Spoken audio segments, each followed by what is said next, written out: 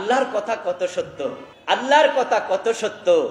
যারা 15টা বছর এই দেশটার 56,000 বর্গ কিলোমিটারকে কারাগার বানিয়ে দিয়েছিল, পুরা বাংলাদেশটাকে তারা শ্মশান বানিয়ে দিয়েছিল, সত্যের কণ্ঠকে তারা রুদ্ধ করে ফেলেছিল, আমাদের কণ্ঠকে স্তব্ধ করে দিয়েছিল। আমরা নিজের পরিচয়টুকু পর্যন্ত দিতে পারিনি। যারা চকিদার থেকে সেনাপ্রধান পর্যন্ত নিজের লোকদেরকে দিয়ে রাষ্ট্রের কাঠামো সাজিয়েছে, যাদের প্রতিটা সেক্টরে নিজের লোক বসিয়েছে, আমরা কি দেখলাম 5ই আগস্টের বিপ্লবে এমন ভাবে পালিয়েছে, রান্না করা ভাত খেয়ে পর্যন্ত যেতে পারে নাই।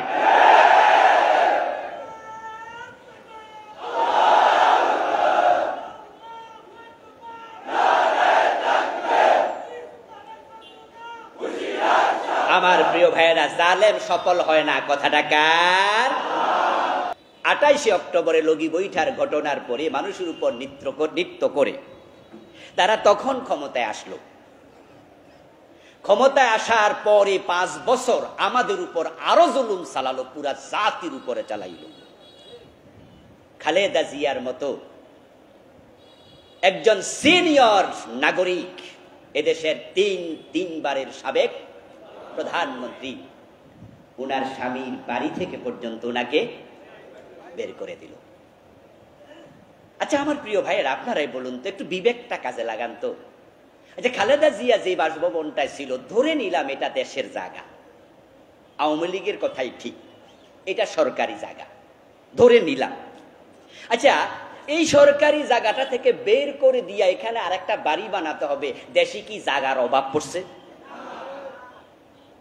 আচ্ছা, ঢাকা শহরে খোলামেলা মাঠ এখনো আছে না? কিন্তু দেখেন হিংসা কাকে বলে।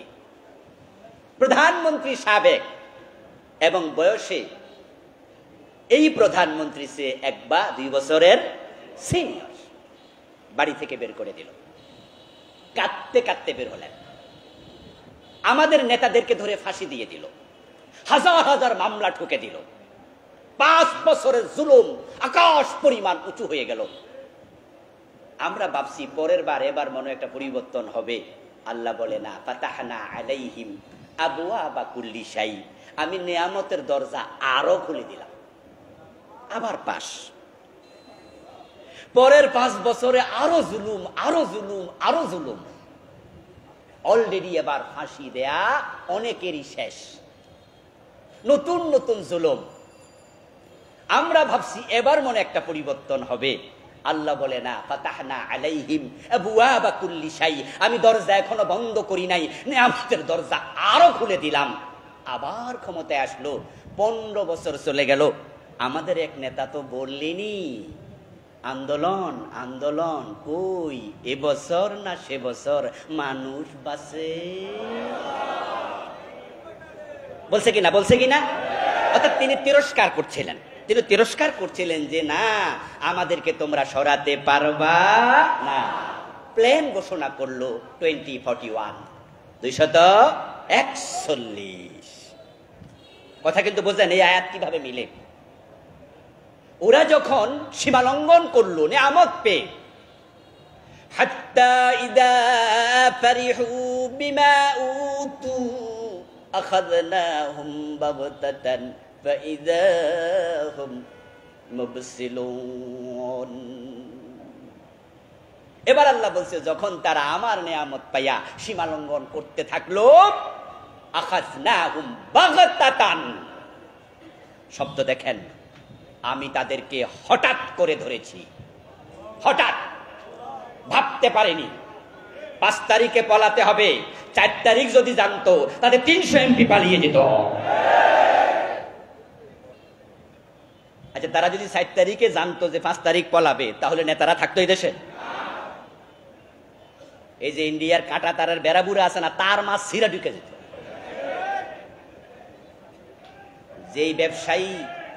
যে ব্যবসায়ী পালানোর জন্য দাড়ি মারি কাটা লাইছিল, আচ্ছা এটা যদি 4 তারিখ জানতো, হেলিকপ্টার উড়াল দিত না?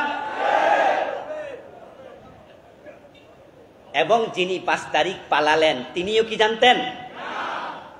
জানতেন না, ভাবেননি, কল্পনাও করেননি। আল্লাহ বলছেন ফাআখাযনাহুম বাগতাতান, আমি হঠাৎ করে ধরেছি।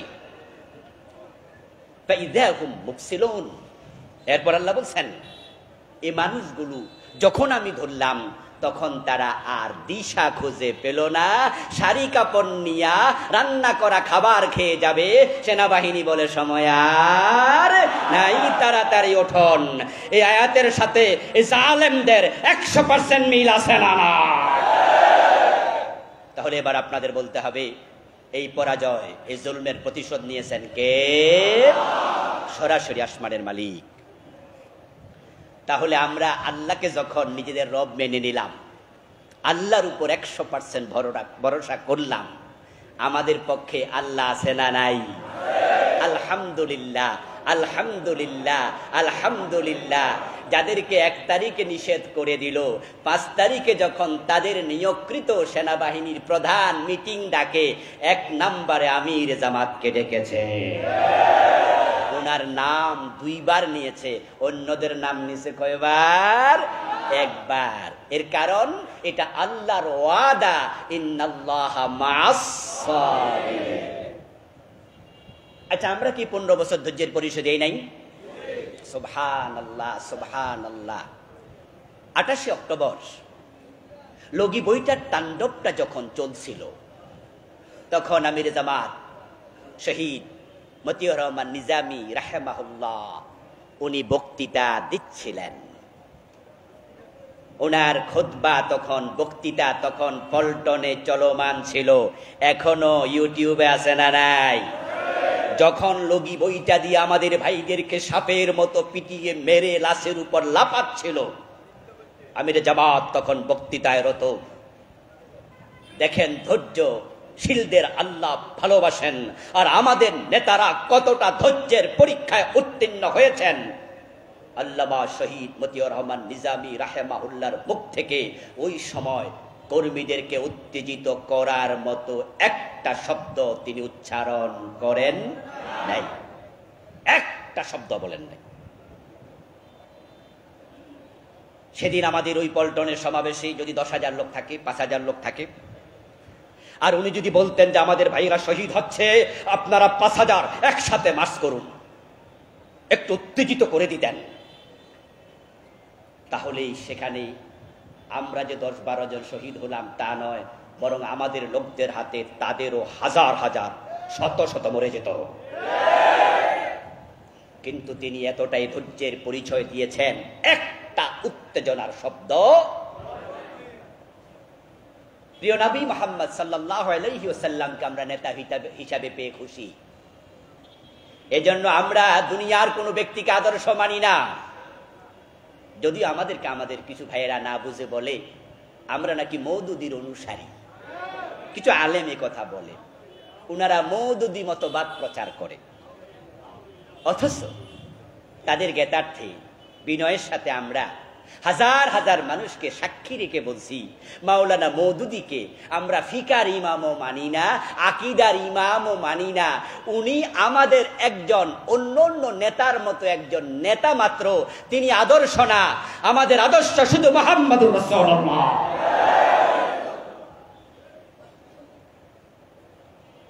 আল্লামা সাইদি রাহিমাহুল্লাহ চিৎকার দিয়ে প্রতিটা মাহফিলে বলতেন, আমরা আল্লাহ ছাড়া কারো আইন মানি না, নবী মুহাম্মদ ব্যতীত কাউকে রাসূল এবং আদর্শ মনে করি না। এ প্রিয় নবীজি কি নিয়ে আলোচনা হবে, হতে থাকবে, কারণ তিনি তো আইডল। আল্লাহ তাআলা আমাদেরকে উনাকে সামনে রেখে বলেছেন তোমরা তার অনুসরণ করো। তার অনুসরণ করলে কি হবে? প্রিয় নবীজি সাল্লাল্লাহু আলাইহি সাল্লাম বলেন, মান আহাব্বা সুন্নতি ফাকাদ আহাব্বানি ওয়া মান আহাব্বানি কানা মাই ফিল জান্নাহ। যে আমি নবী মুহাম্মাদের সুন্নাহগুলোকে, আদর্শকে নিজের জীবনে লালন করবে, আমার সুন্নাহ দিয়ে জীবন সাজাবে, সে আমি নবী মুহাম্মদকে ভালোবাসে, তার পরিচয় দেবে। আর যে আমাকে আমার সুন্নাহ লালন করার মাধ্যমে ভালোবাসার পরিচয় দিতে পারবে, কানা মাই ফিল জান্নাহ, সে জান্নাতে আমার সাথেই থাকবে। আমাদের লক্ষ্য আল্লাহর জান্নাত পাওয়া, ঠিক না? আমরা আল্লাহর জান্নাতের জন্য কাজ করি। আমাদের এই দলটা প্রতিষ্ঠিত হয়েছে শুধুমাত্র মানুষকে আল্লাহর জান্নাতের দিকে ডাকার জন্য। এই জন্য আমরা ক্ষমতা যখন পাবো ইনশাআল্লাহ। আচ্ছা, আমাদের নেতারা কি গম চুরি করার জন্য ক্ষমতা চায়? টিয়ার কাবিখা খাওয়ার জন্য? নিজের ব্যক্তি স্বার্থের জন্য? বরং আমাদের দলের আইডিওলজি হচ্ছে, মতবাদ হচ্ছে, সাংবিধানিক কাঠামো হচ্ছে, যিনি নেতা হওয়ার চিন্তা করেন তাকে নেতা বানানোই যাবে না। আমরা আল্লাহর জান্নাতমুখী দল। এখন আপনারা যারা জান্নাতমুখী হওয়ার জন্য মামলা খান, হামলা খান, মাইর খান, জেলে যান, সে আপনারা যদি রাসূলের আদর্শ জীবনে লালন না করেন, আল্লাহর নবীর সাথে জান্নাত পাওয়া যাবে না। সুতরাং টাকনোর নিচে কাপড় পরবেন না, দাড়ির মাঝে ব্লেড লাগাবেন না। নিজের স্ত্রী, নিজের মেয়ে যদি স্কুল কলেজে যায়, বাহিরে যায়, বেপরদায় যেন বের হতে না পারে, সিরিয়াস থাকবেন। সুদের সাথে কোনো আপোষ করা যাবে না। সুদ ঘুষ যেখানে, জামাত ইসলাম থাকবে না সেখানে। আপনার জীবনটা হবে রাসূলের সুন্নাহর আলোকে সাজানো। এখন সুন্নাহ মানে টুপি দাড়ি পাজামা পাঞ্জাবি নয়। সুন্নাহ মানে হচ্ছে প্রিয় নবীর পুরা জীবনাচার। যে নবী মুখে দাড়ি রেখেছেন, তিনি আবার কোরআন দিয়ে 10 বছর মদিনা রাষ্ট্র পরিচালনা করেছেন। দাড়ি রাখা যেমন সুন্নাহ, রাষ্ট্রপ্রধান হওয়া সুন্নাহ। যে প্রিয় নবীজি সাল্লাল্লাহু আলাইহি ওয়াসাল্লাম মাথায় টুপি পরেছেন, মানুষকে দেখে মুস্কি হাসি দিতেন। যুদ্ধের ময়দানে জুলমের বিরুদ্ধে 27টি জিহাদে তিনি তলোয়ার হাতে নিয়ে বীর মুক্তিযোদ্ধাদের মতো ঝাঁপিয়ে পড়েছেন। বলেছেন, আনান নবিয়্যুল কাযিব, আনা ইবনু আব্দুল মুত্তালিব। সুতরাং মুস্কি হাসি দেয়া যেমন সুন্নাহ, তলোয়ার হাতে নিয়ে যুদ্ধের মাঠে ঝাঁপিয়ে পড়া এটাও আরেকটা সুন্নাহ।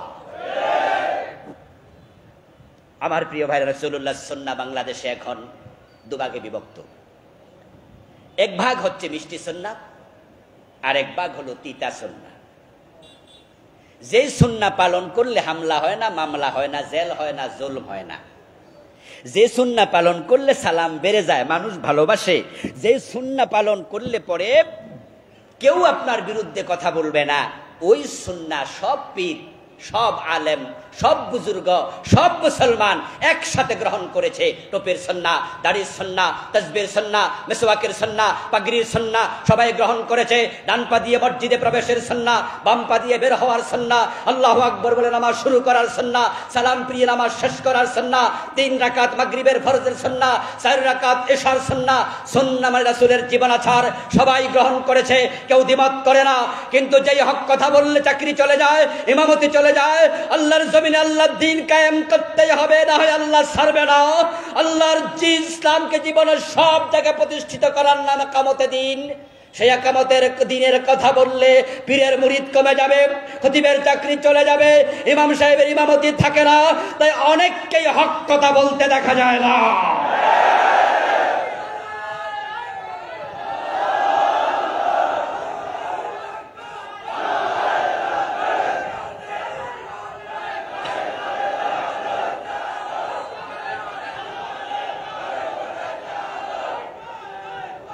আমার প্রিয় ভাইরা, হক কথা বলা সুন্নাহ কিনা?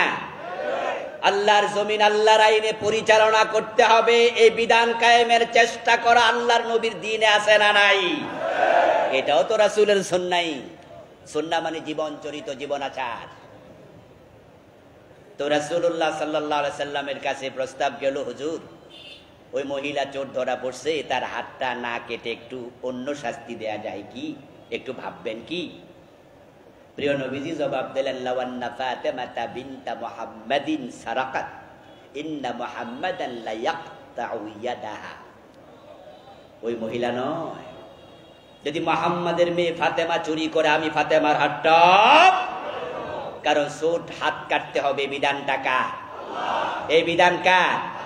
রাসূল চোরের হাত কাটছেন কিনা?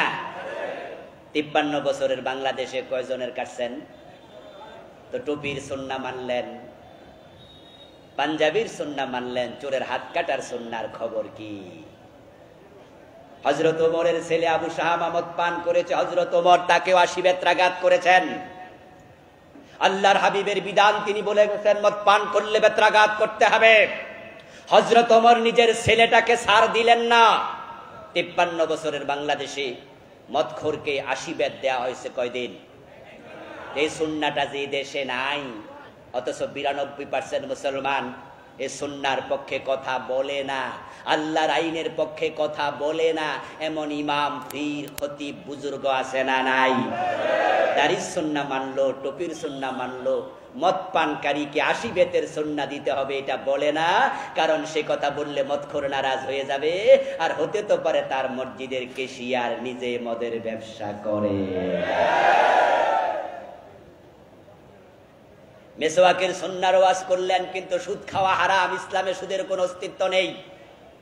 সুদের বিরুদ্ধেই আপনাকে ইসলামী আইন প্রণয়ন করতে হবে। ওয়াজ করলে সুদ বন্ধ হবে না।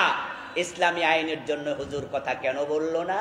কারণ হতে পারে তার মসজিদের সভাপতি নিজে সুদী ব্যাংকের মালিক। তাই তারা সুন্নাহকে দুভাগে বিভক্ত করেছে। যেগুলো নরম সুন্নাহ সবাই মিলে নিয়েছে, যেগুলো মিষ্টি নয়, তিক্ত সুন্নাহ, এগুলো ছেড়ে দিয়েছে। আপনারা এবার বলুন, আলোচনার শেষ দিকে আমি চলে আসছি, যারা ইসলামকে দুভাগে ভাগ করলো, কিছু মানলো কিছু মানলো না, তারা কি আল্লাহর গোলাম না নফসের গোলাম?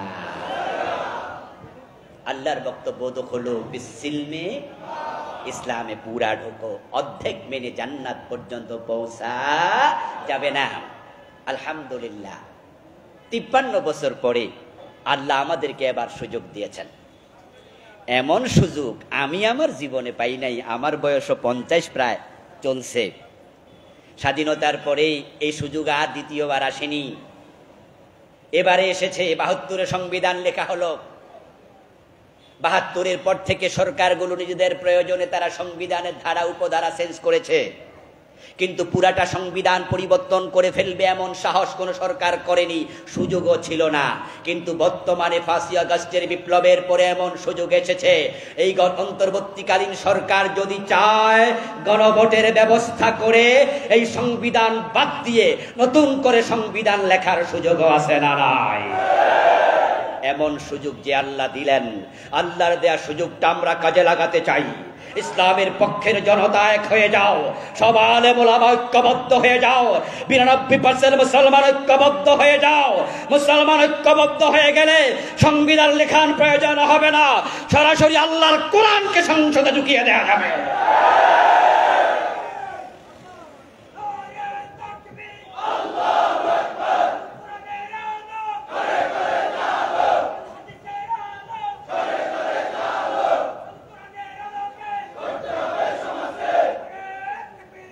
আমার প্রিয় ভাইয়ের, আল্লাহর কোরআন সংসদে যাক, আপনারা চান কিনা? এ বিষয়ে কারো দ্বিমত আছে? আলেম ওলামারা এক হয়ে যান। আলেমরা এক হয়ে গেলে জালেমরা লেজ তুলে পালিয়ে যাবে। কেউ কিয়াম করেন, কেউ করেন না। কেউ মিলাদুন নবী করছেন, কেউ সিরাতুন নবী করছেন, কেউ জোরে আমিন বলছেন, কেউ আস্তে বলছেন। এক একজন এক এক চিন্তা আছেন।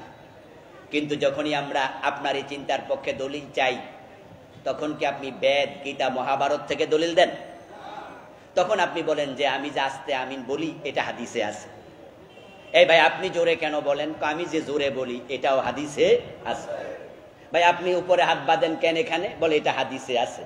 আপনি নাবিন নিচে, বলে এটাও হাদিসে আছে। তাহলে আমরা যতই ইখতিলাফ করি, ঘুরে ফিরে সবাই কোরআন হাদিসের কাছে তো যাই নাকি? তাহলে কোরআন হাদিসের ব্যাপারে কারো কোনো দ্বিমত আছে? এই জন্য ইখতিলাফ ভুলে যাও, এবার ইখতিলাফ কবর দিয়ে দাও।